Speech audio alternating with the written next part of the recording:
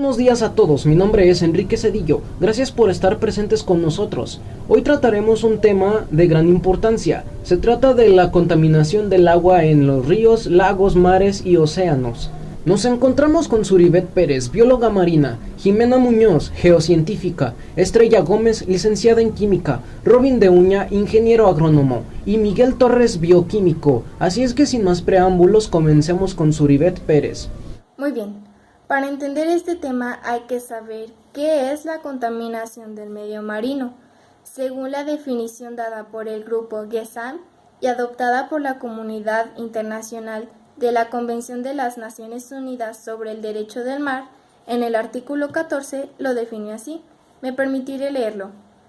Por contaminación del medio marino se entiende la introducción por el hombre, directa o indirectamente, de sustancias o de energía en el medio marino, incluidos los estuarios, que produzca o pueda producir efectos nocivos, tales como daños a los recursos vivos y a la vida marina, peligros para la salud humana, obstaculización de las actividades marítimas, incluidas la pesca y otros usos legítimos del mar, deterioro de la calidad del agua del mar para su utilización y menoscabo de los recursos de esparcimiento, de acuerdo con las Naciones Unidas en 1984.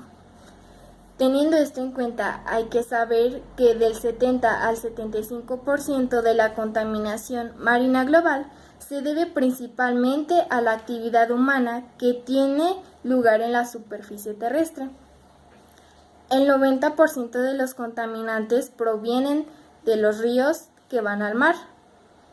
Y también por otro lado, hay que entender que el 80 al 90% de la población mundial humana vive cerca de zonas costeras. Esto afecta en gran manera, ya que una parte importante de los desechos que se generan allí, especialmente en las zonas urbanas, acaba directamente desechada en los océanos. Esto afecta en gran manera, ya que como consecuencia muchos ecosistemas críticos o que son únicos en el mundo, tales como bosques de manglar, arrecifes coralinos, lagunas costeras y otros lugares de interfase entre la tierra y el mar, han sido alterados más allá de su capacidad de recuperación.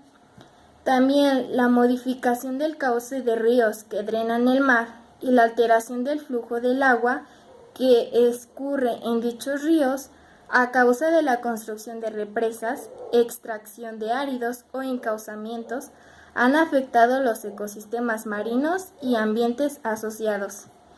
Estas alteraciones afectan principalmente los estuarios, los golfos y otros cuerpos acuosos que tienen limitado movimiento y renovación.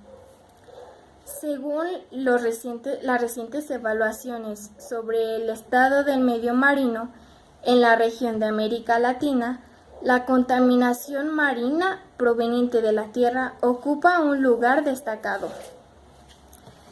Esta investigación se llevó a cabo por parte del programa de CEPAL, la cual responde a las recomendaciones contenidas en el Programa de Acción Mundial para la protección del medio marino frente a las actividades en la tierra, en los programas regionales de América Latina del Programa de Mares Regionales de la PNUMA y en el capítulo 17 del Programa 21. Ok, la contaminación de los mares y océanos es una realidad hoy en día y que va aumentando, y tiene consecuencias para la vida marina, tales como problemas de desorientación, alteraciones en las cadenas alimentarias, toxicidad para la fauna marina, destrucción de los ecosistemas marinos e incluso también termina afectándonos a nosotros los humanos.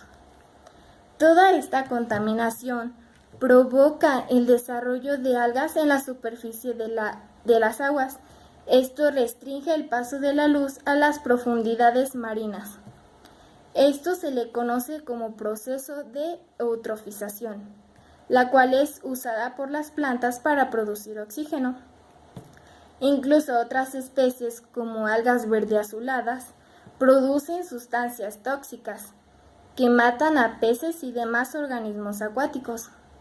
Otros animales como los delfines, ballenas migratorias, tortugas marinas, tiburones, rayas o focas son heridos por culpa de la contaminación en los mares, es decir, por los desechos, o por quedarse atrapados en ellos, especialmente en los plásticos, o por culpa de los plásticos.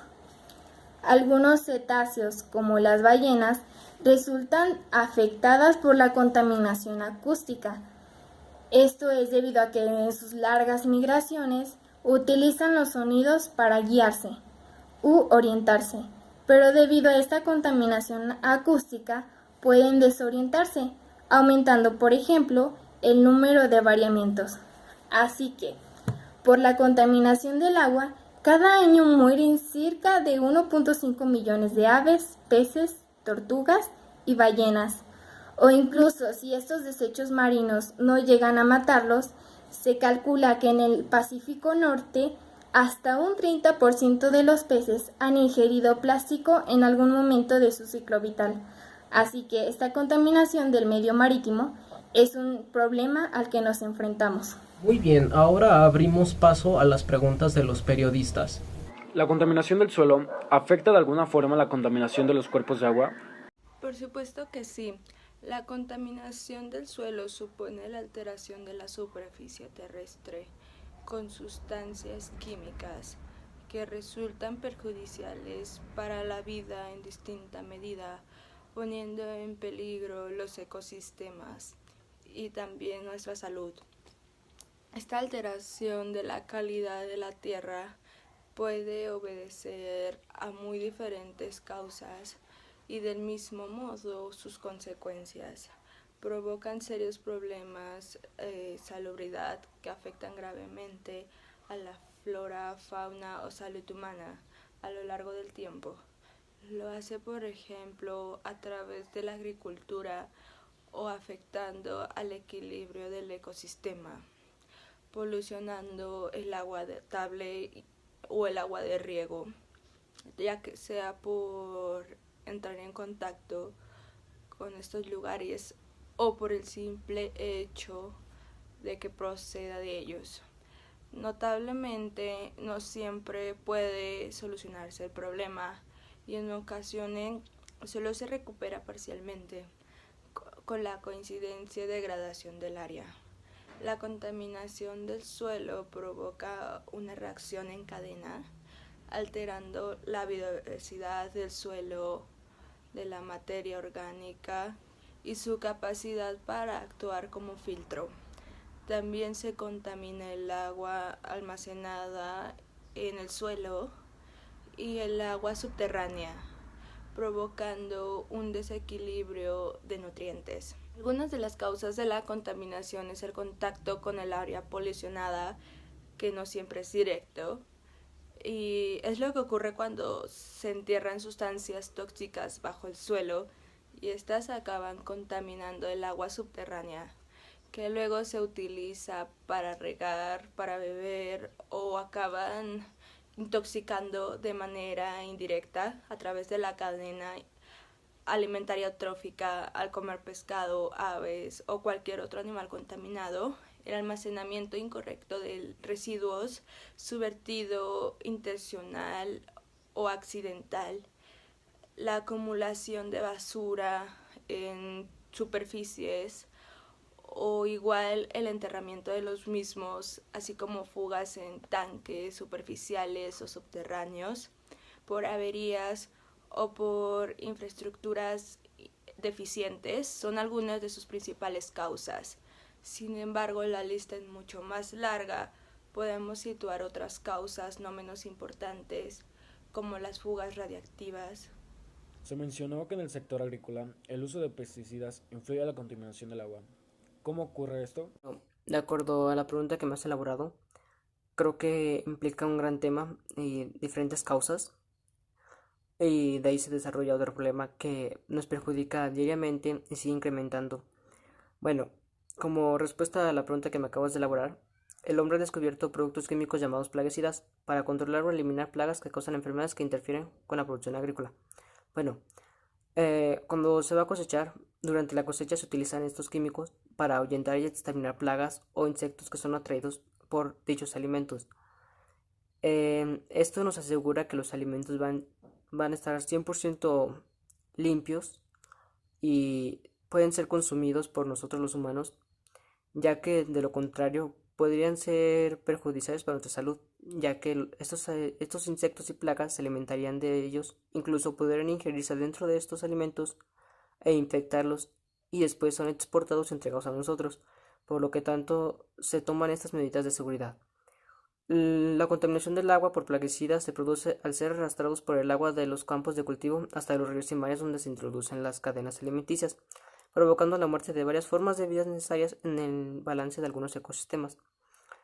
Esto sigue siendo al día de hoy inevitable, ya que empresas y fábricas que son encargados de producir los pesticidas o plaguicidas, como generan y desechan varios compuestos químicos, estos al no ser posibles neutrables en nuestro ambiente, son arrojados al lecho marino y esto es lo que ocasiona la pérdida de especies marinas, de fauna y flora.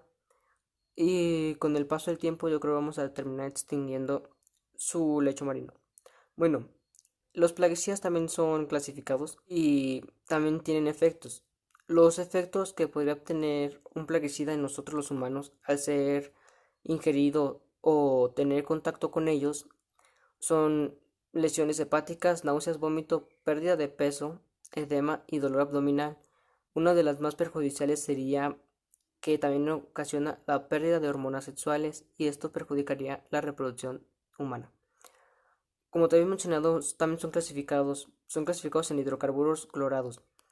Este es uno de los pesticidas más potentes que existen al día de hoy y son los que mayor se resisten a la oxidación y biodegradación, ya que después de ser aplicados en la cosecha siguen estando ahí, tardan un tiempo en degradarse y durante ese tiempo generan gases que perjudican nuestro medio ambiente y con ello incrementa la contaminación. También son clasificados en organofosfatos, son más tóxicos pero no son persistentes como los hidrocarburos. Eso se refiere a que son un poco más fáciles de degradar y por lo tanto no son más orgánicos, ni más saludables, ni beneficiosos, ni nada para nuestro medio ambiente, más que para la contribución agrícola.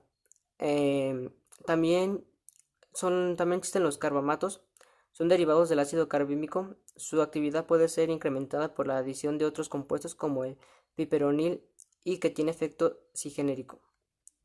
Bueno, a este pesticida o plaguicida, al ser utilizado en cosechas agrícolas, se puede implementar con otros, pero al ser implementado puede ser más contradictorio, ya que incluso puede deshacer la cosecha y perjudicar el suelo y con ello también el lecho marino, ya que después también llegan ahí después de un cierto tiempo. Bueno, uno también de las aplicaciones que son utilizados en estos es su potencial ecotóxico. Reside en que mata a los insectos por contacto, afectando su sistema nervioso.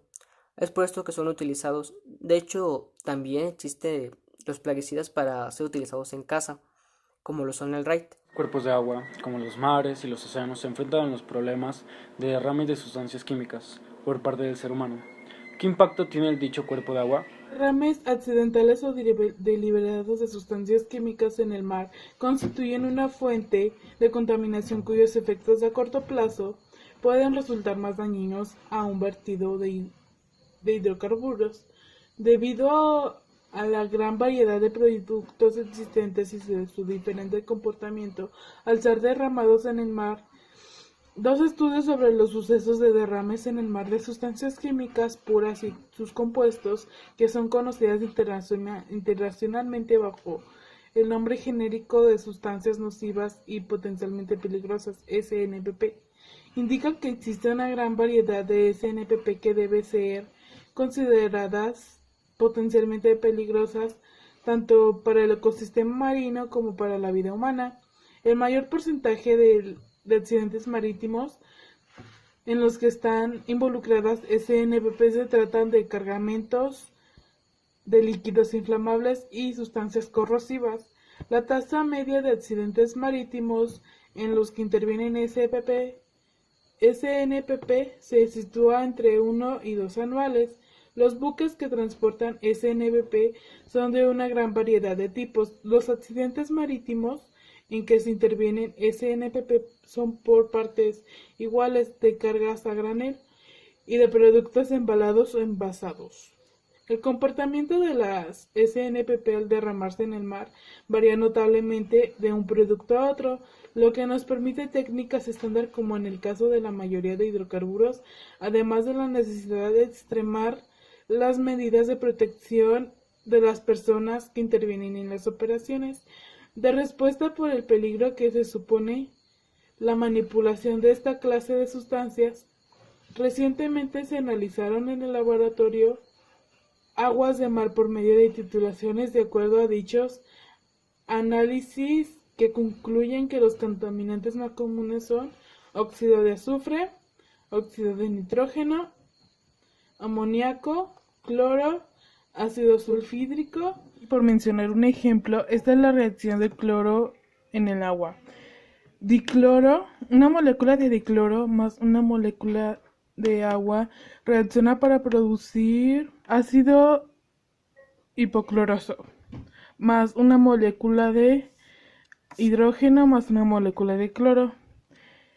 Una molécula de ácido hipocloroso puede ser reversible con una molécula de hidrógeno más una molécula de óxido de cloro. ¿Beneficia o afecta dicha reacción? El cloro se disuelve cuando se mezcla con el agua. También puede escaparse el agua e incorporarse en el aire bajo ciertas condiciones. La mayoría de las emisiones de cloro al medio ambiente son al aire y las aguas superficiales. Una vez en el aire o en el agua, el cloro reacciona con otros compuestos químicos, se combina con material inorgánico en el agua para formar sales con cloro y con materia orgánica para formar compuestos orgánicos clorados. Las plantas y los animales no suelen almacenar cloro, sin embargo, estudios de laboratorio muestran que la exposición repetida al cloro en el aire puede afectar al sistema inmunitario, la sangre, el corazón y el sistema respiratorio de los animales. El cloro provoca daños ambientales a bajos niveles. El cloro es especialmente dañino para organismos que viven en el agua o en el suelo. Otro problema presente son los compuestos químicos orgánicos. Son aquellas sustancias químicas que contienen carbono y han sido fabricadas por el hombre, como el petróleo, la gasolina, los plásticos, los plaguicidas o los detergentes. Para estas moléculas orgánicas se descompone en el agua es necesaria para la actuación de bacterias que requieren oxígeno, lo que puede provocar que si el agua se vierte sin depurar, se agote el oxígeno presente en ella, destruyendo como consecuencia las formas de vida acuática existente. Cabe señalar que este tipo de sustancias pueden permanecer en el agua durante un largo tiempo de periodo, ya que al ser creadas de forma artificial poseen estructuras moleculares muy complejas y difíciles de degradar por los microorganismos. Sustancias químicas inorgánicas. Se trata de sales, ácidos o metales tóxicos como el mercurio, el plomo, cuya presencia en el agua en grandes cantidades pueden causar graves daños en los ecosistemas acuáticos, reduciendo la biodiversidad. Provienen de los vertidos domésticos, agrícolas e industriales que pueden contener distintos compuestos químicos. En ocasiones son liberados directamente a la atmósfera e incorporados por la lluvia. Pueden darse de la circunstancia de que este tipo de contaminantes se acumulen en la cadena alimenticia, generando que los depredadores consumen presas contaminadas. De este modo, los seres humanos pueden quedar expuestos a contaminantes químicos al comer pescado o mariscos contaminados, beber agua o practicar actividades recreativas. La contaminación química puede repercutir negativamente en el rendimiento de actividades productivas como la agricultura, la ganadería, en las que el agua es un elemento esencial. Sustancias radiactivas. Isótopos radiactivos solubles que pueden estar presentes en el agua, derivados de la energía nuclear y de la actividad de centrales termonucleares que son perjudiciales para la salud del hombre y de los seres vivos. Desde el punto de vista de la bioquímica, ¿cuál es la importancia del agua o por qué es importante cuidarla? Tiene demasiada importancia cuidar los cuerpos de agua que hay en nuestro planeta. Anteriormente se destacó que la contaminación del agua afecta a los ecosistemas naturales, pero también hay que tomar en cuenta la importancia que tiene el agua dulce para nosotros y para nuestro cuerpo. Desde esa perspectiva, es lógico recordar que representa el agua para el cuerpo para involucrarse aún más activamente en el cuidado de este recurso esencial para la vida, frente a los desafíos que impone el cambio climático.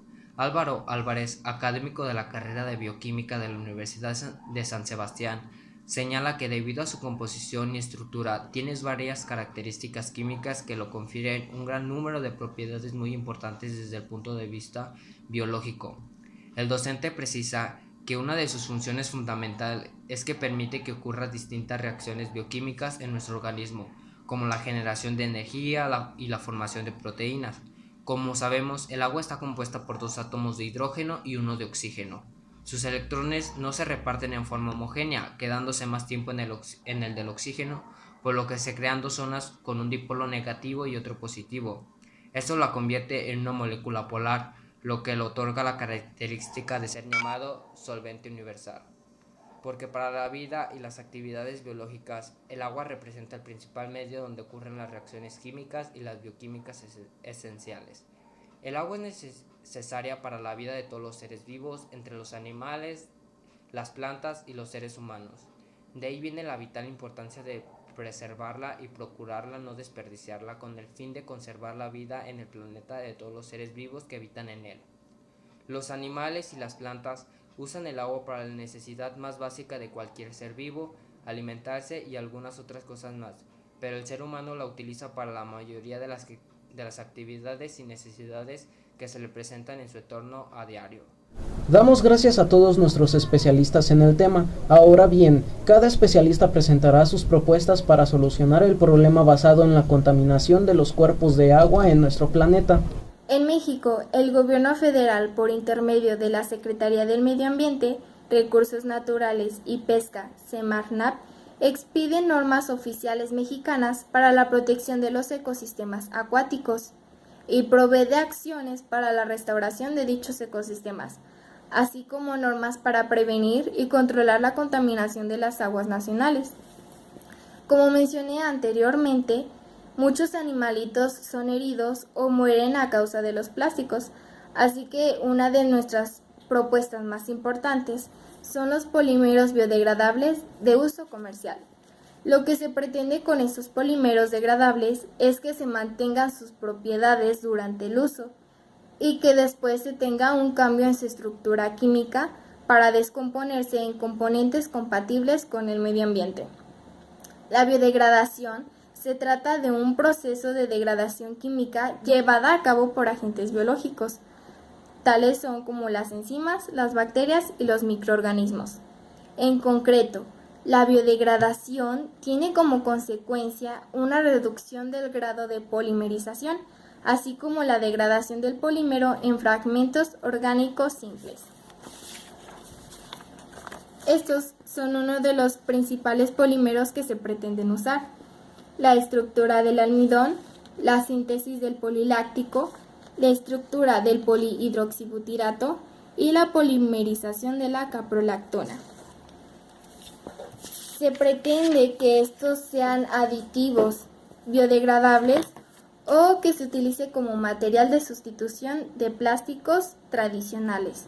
Con esto se prevé que haya un menor impacto o un nulo impacto en los efectos que tienen los plásticos en la fauna marina. Como propuesta para solucionar este problema y prevenir la contaminación de nuestro medio ambiente, tanto como el del lecho marino, es que, bueno, yo propongo que los pesticidas sean más biodegradables y repelentes más compatibles con el lecho marino y el medio ambiente, que son utilizados actualmente para la cosecha agrícola. Bueno, para llevar a cabo la elaboración de dichos artículos hace falta vincular o relacionar el medio donde habita toda la fauna marina.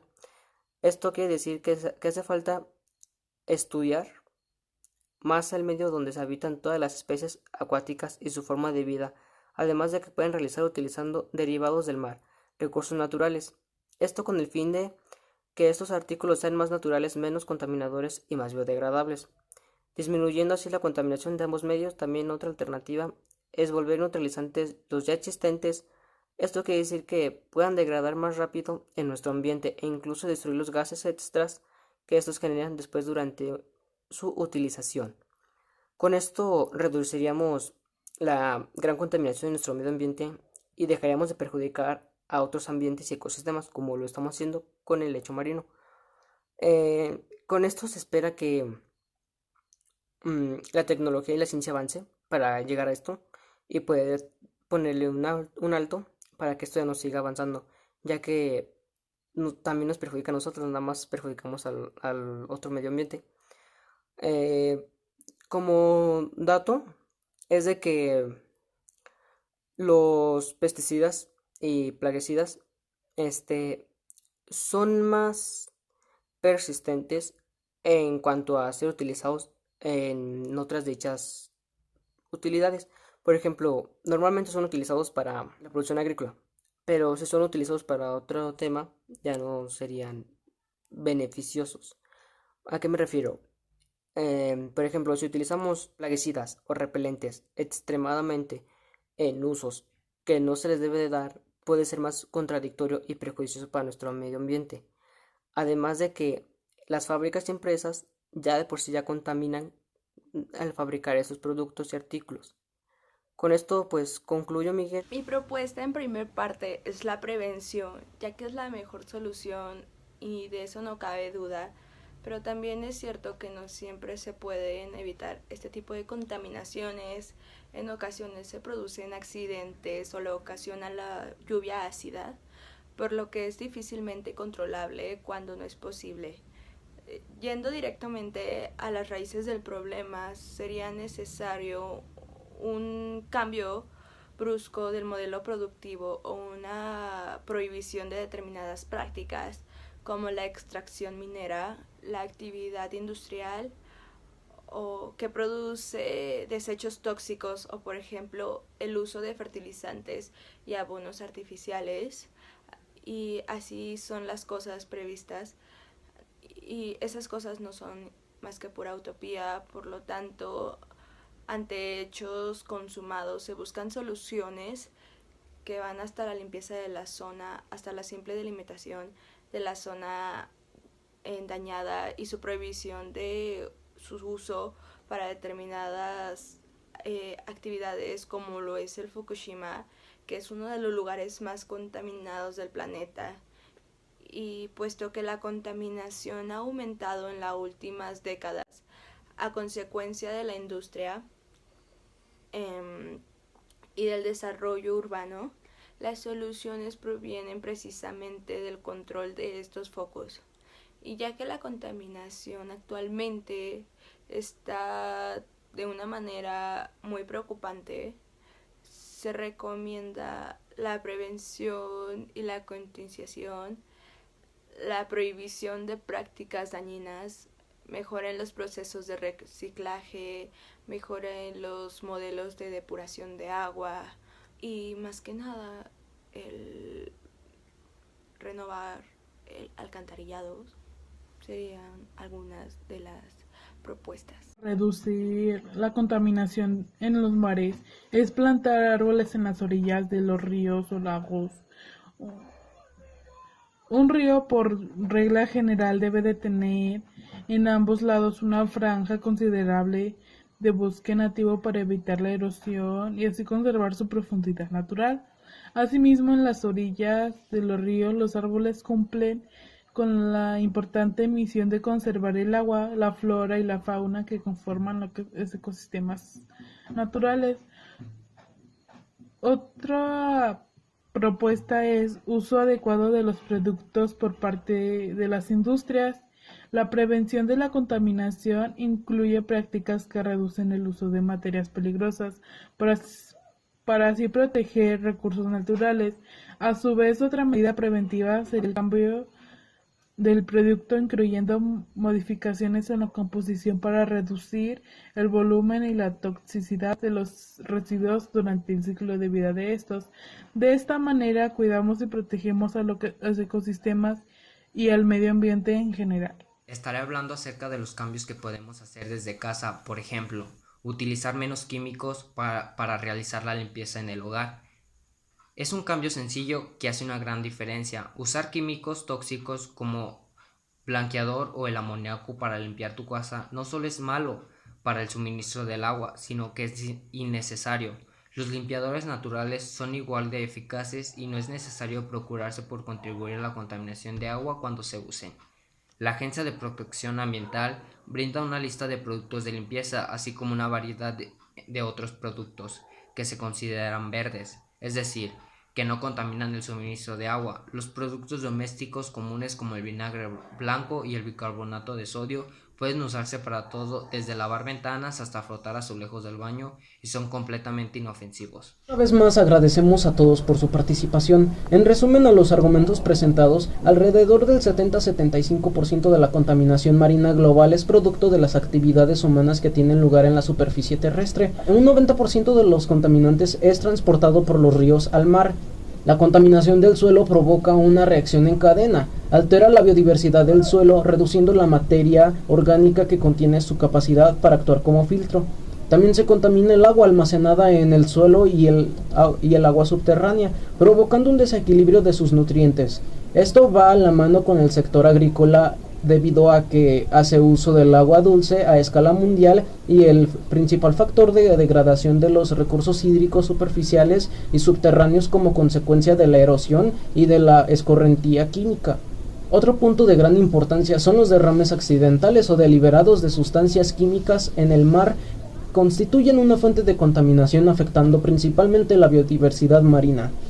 El agua es necesaria para la vida de todos los seres vivos, entre los animales, las plantas y los seres humanos. De ahí viene la vital importancia de preservarla y procurar no desperdiciarla con el fin de conservar la vida en el planeta de todos los seres vivos que habitan en él. Por ende, las propuestas antes mencionadas para combatir esta problemática son las siguientes: elaborar plásticos con polímeros biodegradables, uso adecuado de los productos por parte de las industrias, la prohibición de uso de fertilizantes y abono artificial, elaborar pesticidas y repelentes más compatibles con el lecho marino y el medio ambiente en el que estos son utilizados, plantar árboles en las orillas de los ríos o lagos, en el hogar hacer uso de productos verdes. Finalmente, con esto damos cierre.